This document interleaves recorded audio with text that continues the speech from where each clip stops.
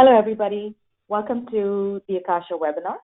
Today, we're excited to be talking about cloud planning for Amazon. Okay, I have to share my screen here. Today, we're excited to be talking about cloud planning for Amazon, Azure, Google, IBM Cloud, Oracle Cloud, and VMware Cloud on Amazon. Today, we'll be focusing on hidden cloud cost savings. So excited to be talking about this particular topic today. Very quickly about the company. So we're a little over 4 years old.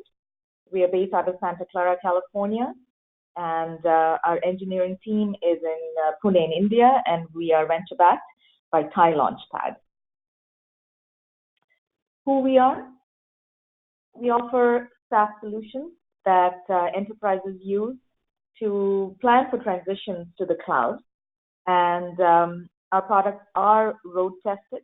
So large companies, such as the logos you see on the screen there, have used our products to model over 300,000 virtual machines and physical machines for the cloud. And at a high level, what we do is we discover the on-prem environment, and then we map to equivalent environments in the cloud. And in that process, we show you cost savings, as well as allow you to compare costs for different architectures and for different clouds. And our advantage is that we do all of this in 30 minutes to a few hours. So it's a very easy to use, very sophisticated, but slick tool.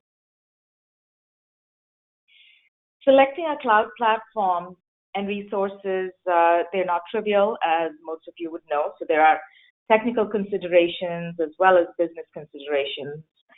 You do have to answer a lot of questions about the type of cloud projects, the cloud technologies you prefer, and so on, before you land on the right cloud platform. And once you pick the cloud platform, then you have additional modeling to do to be able to get to the exact resources that apply to you.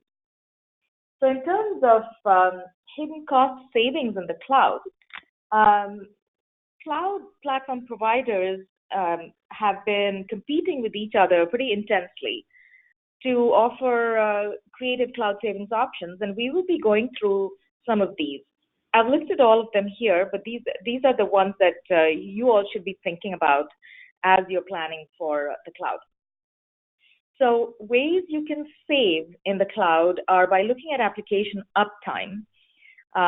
So if you have an app that runs intermittently, then you can turn off the resources in the cloud and save money that way. You can also deploy containers as a service. Kubernetes environments are free in all the cloud platform providers. You only pay for the infrastructure supporting it. So CAS has become a very popular destination in the cloud because it saves such a lot of money. Also, right sizing, as well as elastic architecture. These are ways where you can look at your application infrastructure's usage on-prem and only take over the used resource to the cloud, or only take over the average usage to the cloud, and save money that way as well. Windows licensing, BYOL, these are related to. So if you have paid for software licenses on-prem, under certain conditions, you can reuse them in the cloud. And this is a pretty detailed topic by itself. We'll be touching upon it a little bit in today's presentation. And then platform as a service. So if you have databases, you can refactor to database as a service in the cloud, or other PaaS applications. You can also do DR as a service and back up to the cloud. So these are several of the options that will let you save additional money in the cloud. We'll take a quick look at application uptime. So here, what we have is an app, and this is a analytics app, and it runs for 20% of the time on-prem.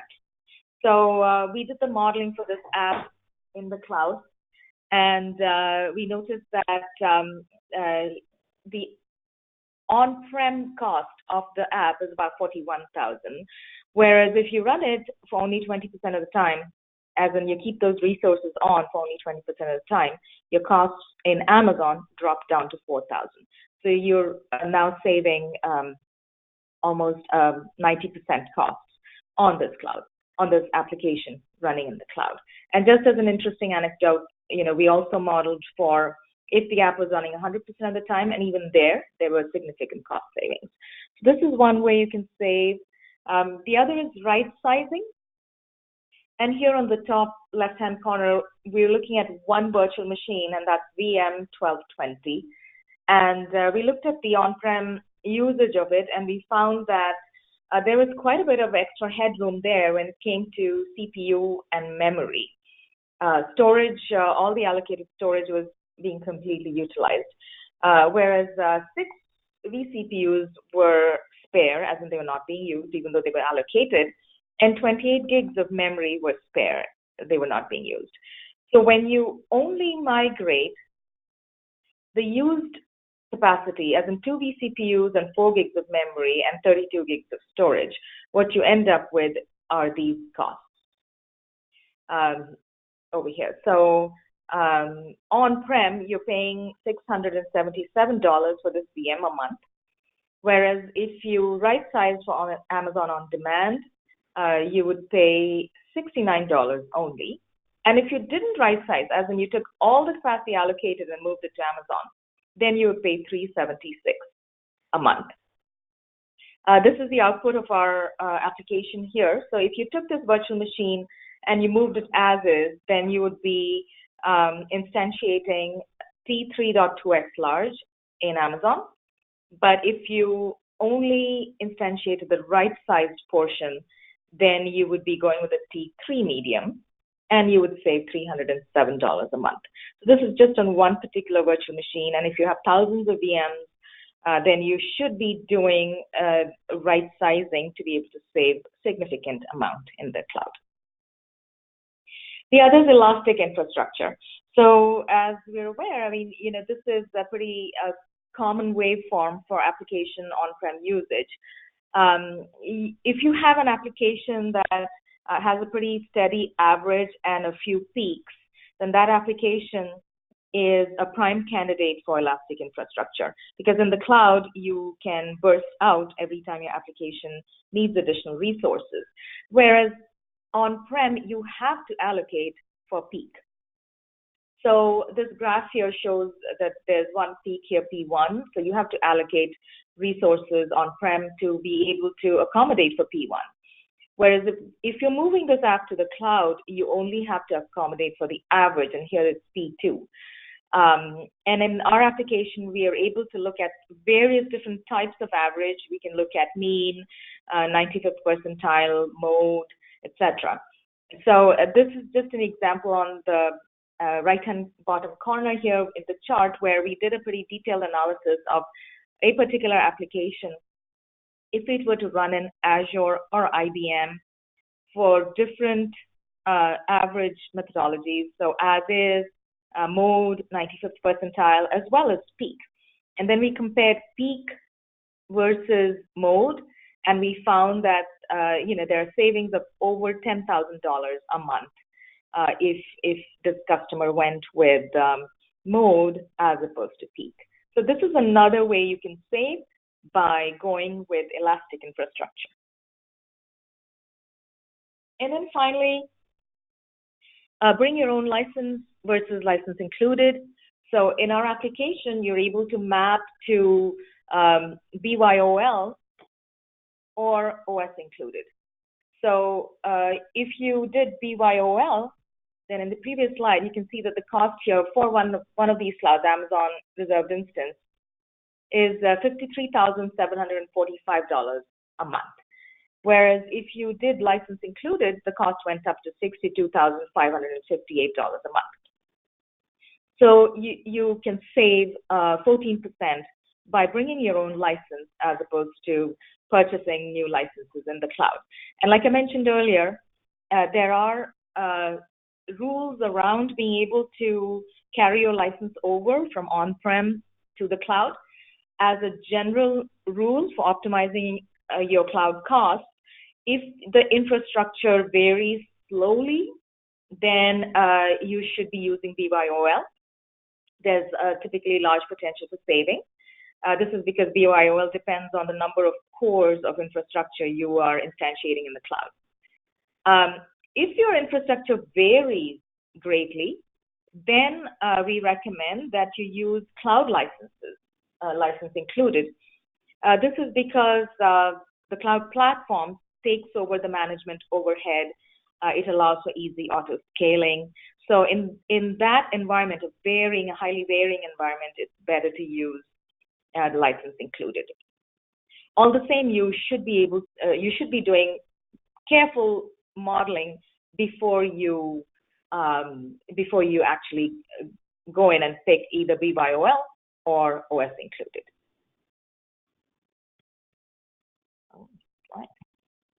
So just a little bit more on the modeling complexity that exists in cloud platforms today. Typically, what you have on-prem is a carefully tuned, known set of variables. And if you're thinking of migrating your on-prem environment to the cloud, what you have in the cloud is just an explosion of options. The variables are unpredictable. So when you look at just the permutations and combinations, you're typically parsing through over 1 million options to select the most optimal solutions for you. And this is exactly where we come in and help you by automating the mapping process and automating the cloud savings modeling process. So really quickly, the steps in our process, and then I'll jump into the demo of our solutions. You have the on-prem environment on your left-hand side there. Our applications do the discovery of your on-prem environment. And there we have two forms of discovery, quick discovery or deep discovery. And if your environment is highly sensitive and you don't want to do any discovery or you're not allowed to use an outside discovery tool, then we do have templates available that you can manually insert data into. The second step there is mapping to cloud resources. So we have the cloud price books included in our modeling information, and we update the data once a day. So we always have the latest refreshed cloud prices in our product. The mapping involves the closest match for usage, performance, as well as security, network, and I/O. And like I mentioned earlier, we look at equivalent as well as right size, and we do allow you to do a comparison across the major cloud options.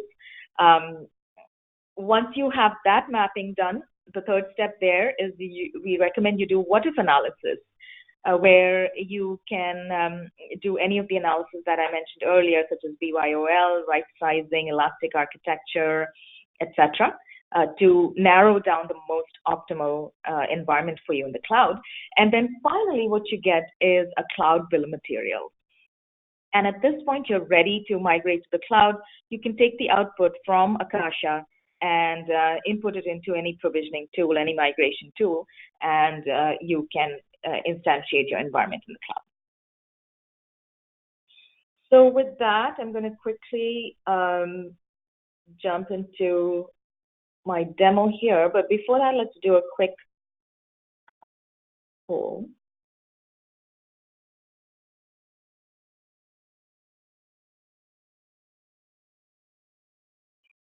So if you all could take about 10 seconds and just answer the poll in front of you, that'd be great.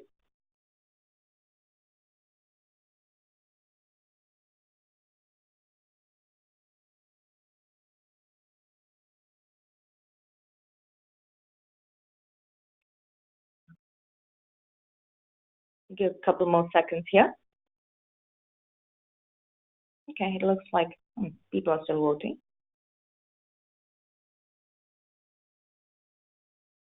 All right, we're going to close now.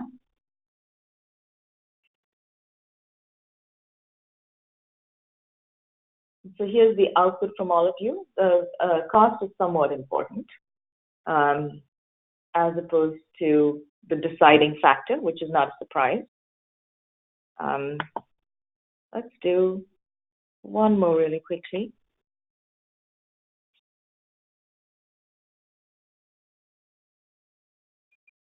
If you all could quickly vote, are you migrating existing infrastructure or are you deploying new applications in the cloud?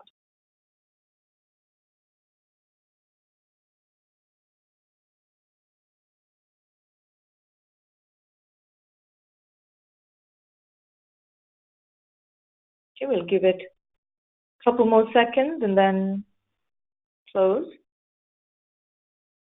here we go. So it looks like 50% of you are migrating existing workloads and 50% are doing both, which is not surprising given a lot of enterprise applications are now being migrated to the cloud.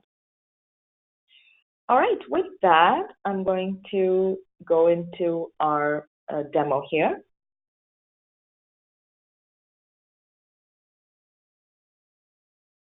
So this is our application. You would access it by going to sas.akashacloud.com.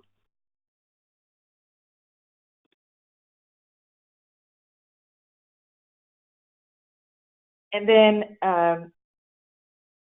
log in.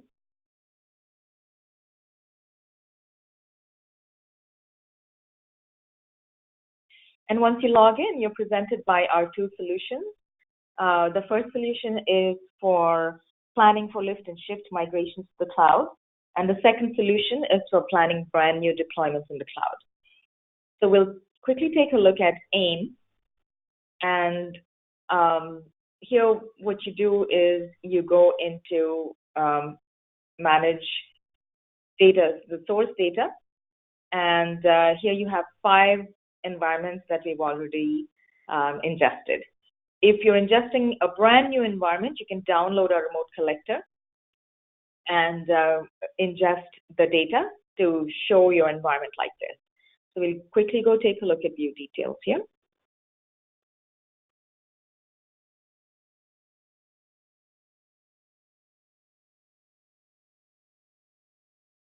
Here we go.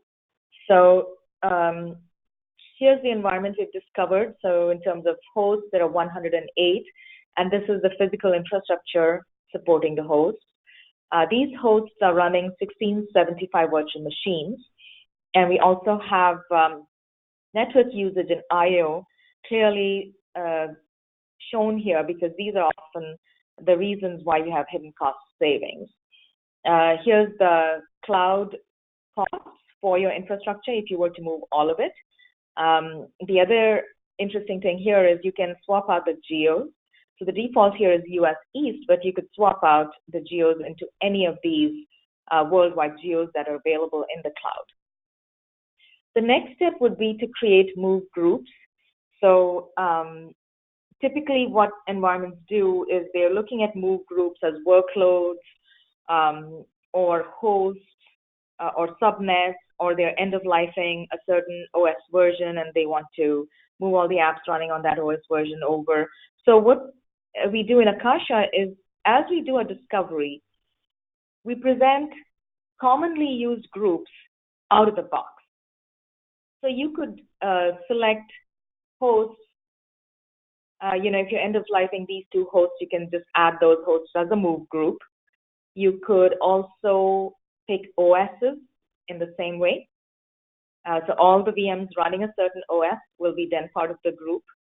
You could also choose subnets. Subnets are a very popular grouping mechanism because typically applications that are talking to one another and are dependent on one another reside on a subnet. So you could pick all the VMs running on a subnet and move it over as a new group for your modeling purposes. Also, tags. With tags, you're able to identify applications. So here are all the apps running in this particular environment. This environment, by the way, is a real-world customer environment. We have their permission to use it in our demos. What you're seeing is a real-world environment. Applications and then data centers. clusters, and powered state. So these are out-of-the-box grouping that we perform in our application to get you started quickly. For this example, I'm just going to pick a large environment. So I'll pick one of the data centers. I'll add it as a new group.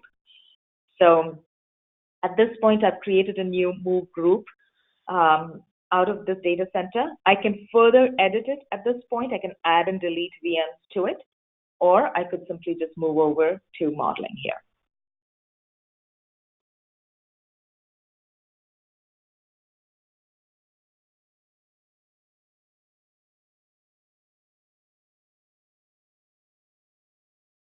There's a question here in the meantime. I'll just answer it from Chad. How do you deploy the collection agent? Is it Windows or Linux? What permissions and ports are needed?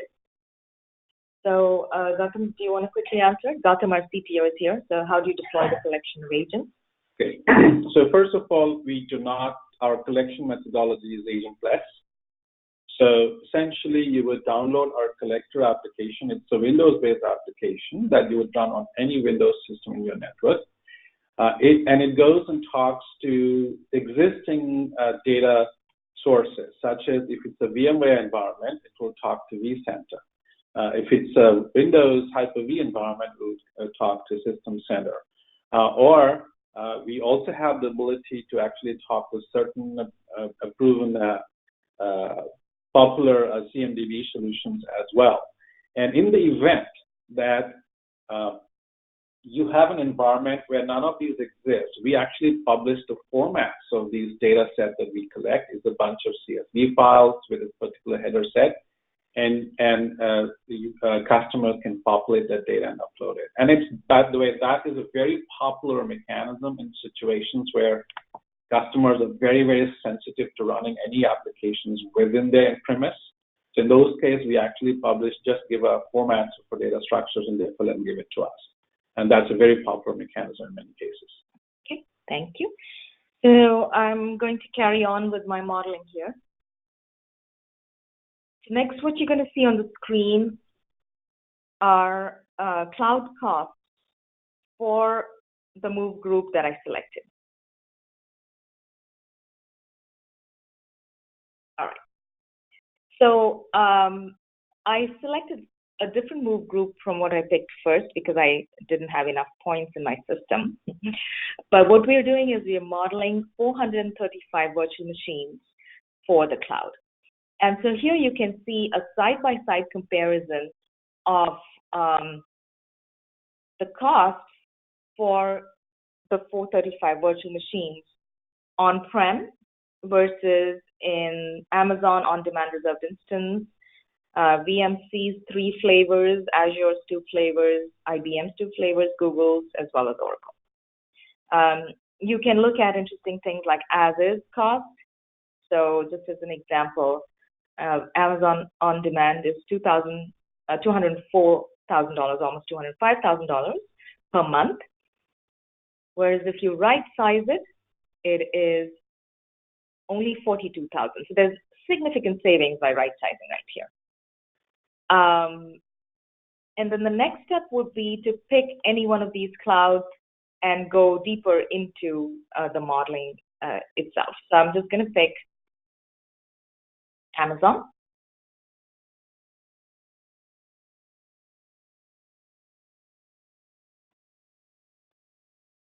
Another question here is how much time do you need to run the tool to get right-sizing info?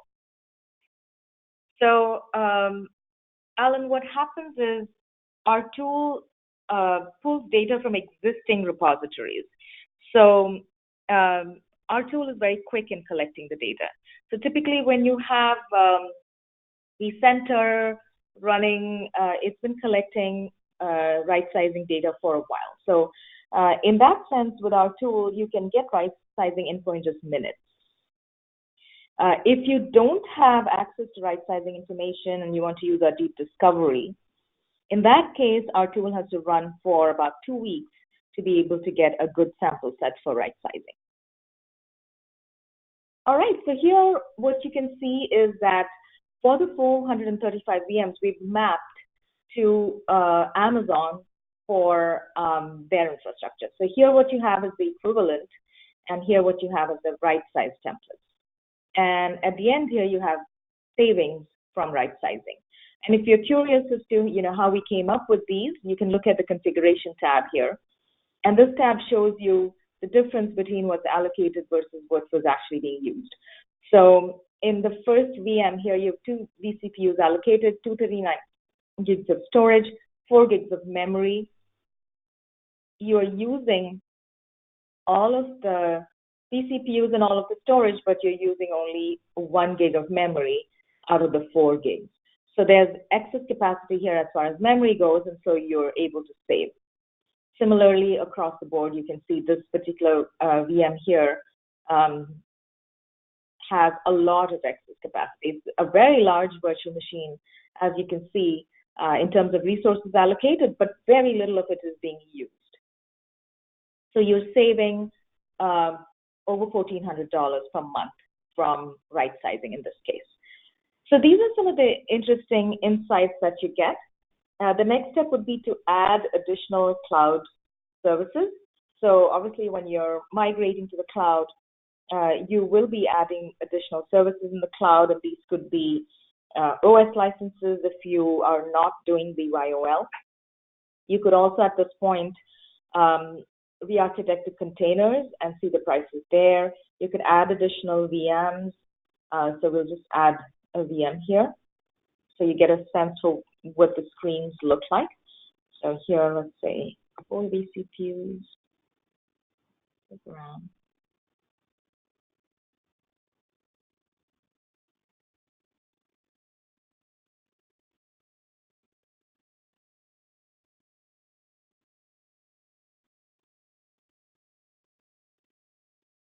Okay, here we go. So we've ordered one OS type there, and you saw the configuration options.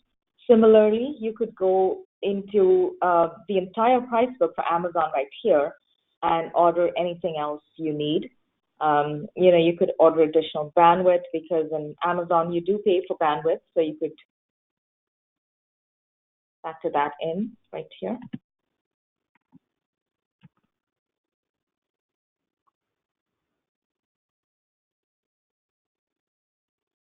And so your bandwidth is factored in. So similarly, you can add additional security items, a database as a service, et cetera, et cetera. Right. So the next step then would be to add other costs. And at this point, you can factor in your one-time costs, which are migration costs, and others. So here, let's put in 435 VMs, maybe.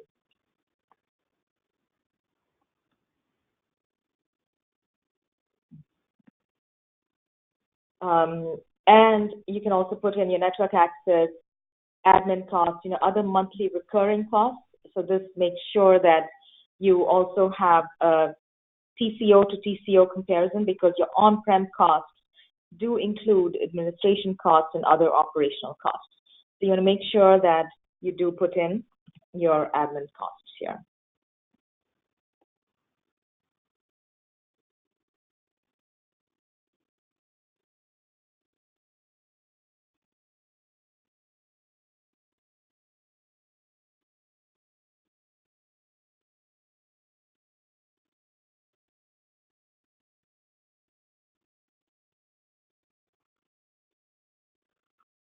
All right, so while our report is coming up, it's come up, so we'll get to the question a little later. Let's look at the report really quickly. So here what we have are our 435 on-prem machines. Here's the CapEx and OpEx.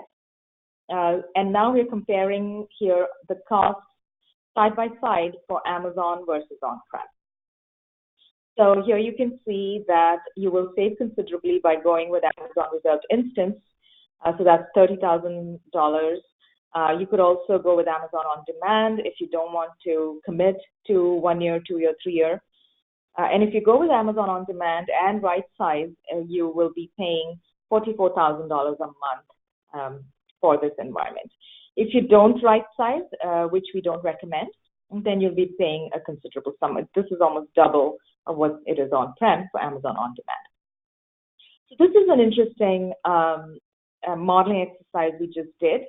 The rest of the report here is essentially just more and more detail as you scroll lower and lower. So finally, what you see is the exact bill of materials right here, which you can export into a provisioning tool, and you're ready for migrations.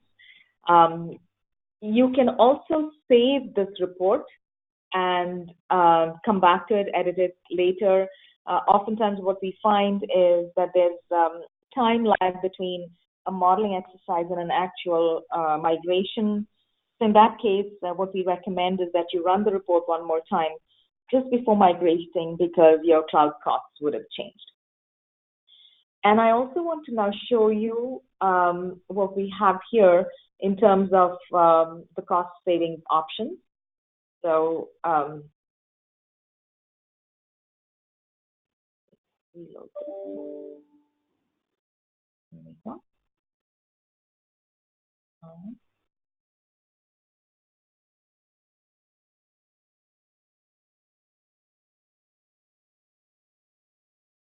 Okay, so here what we have are the cost savings options. So you could map for bring your own license on a shared infrastructure, or purchase OS licenses in the cloud.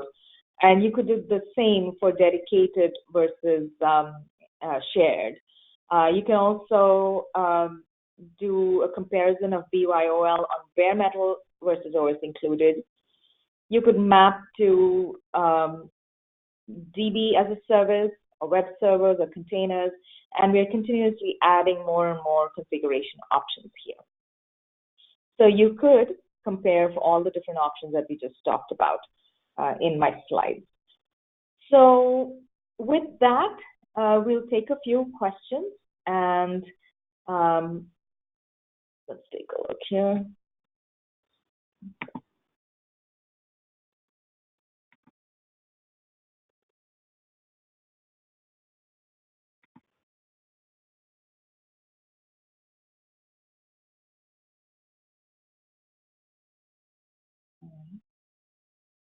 There's a question here about our configuration.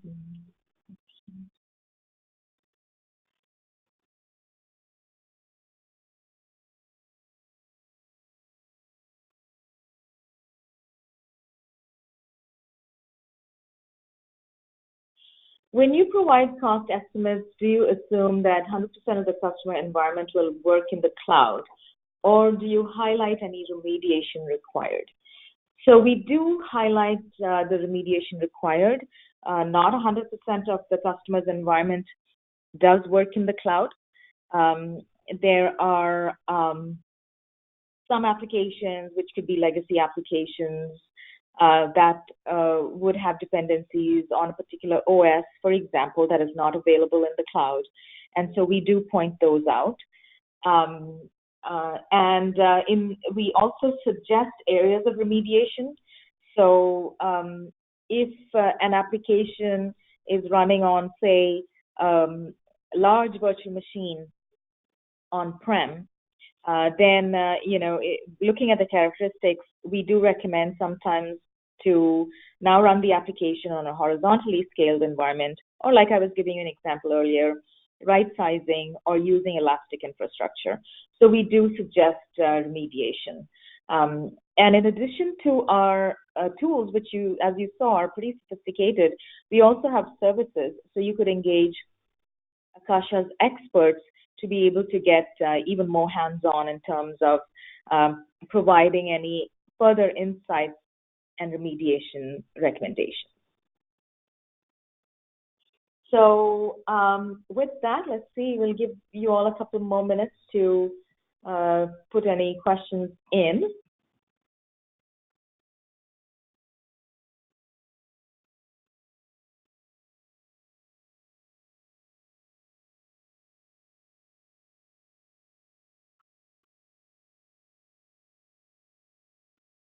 All right.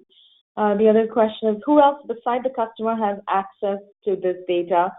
So we are very stringent about data protection, and only the customer has access to the data.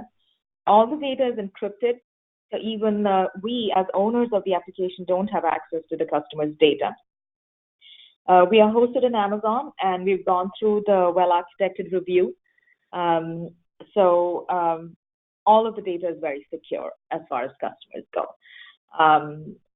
If the customer wants us to do the modeling for them, which they frequently do, in that case, we do have visibility into their data. But all in all, we are very stringent about data protection. All right, and then let's see. The next question is, have you published a security document that we can review? We don't have it published publicly, but we do have it available. This is part of our SaaS application review by Amazon, and so we're certainly happy to share it as needed as our customers request.